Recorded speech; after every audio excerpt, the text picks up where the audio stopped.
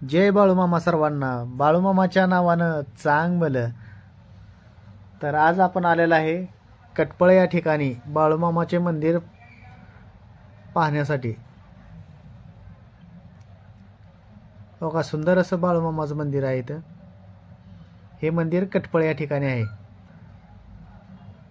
पंढरपूर आटपाडी रोडवरती कटपळ म्हणून एक गाव आहे. त्या गावामध्ये हे असं सुंदर असं मंदिर आहे.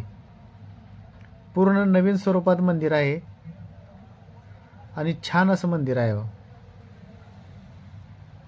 श्री संत सद्गुरू देवालय कटपळ. कटपळ हे सांगोला तालुक्यात आहे. सांगोला तालुका, जिल्हा सोलापूर. आणि इकडे बाळूमामाचं मंदिर आणि इकडे मेंढी माऊलीची कृपा म्हणून इकडे एक मेंढी माऊलीचं मंदिर केलेलं आहे.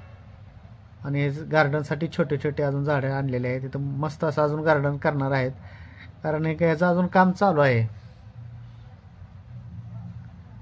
नवीन स्वरूपातच मंदिर बांधलेलं आहे. समोर अशी घंटा, छान असं झुंबर आणि आहे मंदिराचं सोय. मंदिराची अजून मूर्ती स्थापना झालेली नाही, त्यामुळं फोटो वगैरे ठेवलेले आहेत तिथे. सध्या तर फोटोवरतीच चालू आहे. मूर्ती स्थापन करायची आहे अजून. पूर्णपणे नवीन मंदिर असल्यामुळे अजून मूर्तीची स्थापना झालेली नाही.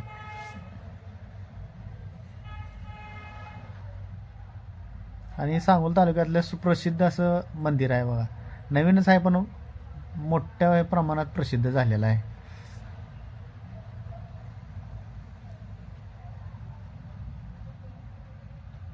श्री संत बाळूमामा मंदिर आष्टा या ठिकाणातून दान केलेली काही वस्तू आहेत मंदिरासाठी त्यांनी देणगी दिलेली आहेत.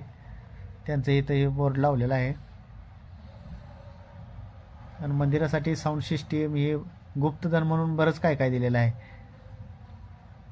आणि आता आपण मंदिराच्या पाठीमागच्या साईडनं बघत आहोत. आणि छान असा परिसर आहे या ठिकाणी. आणि हे मंदिर कटपळ गावापासून एक अर्धा किलोमीटर अंतरावर आहे, आटपाडीकडच्या साईडला.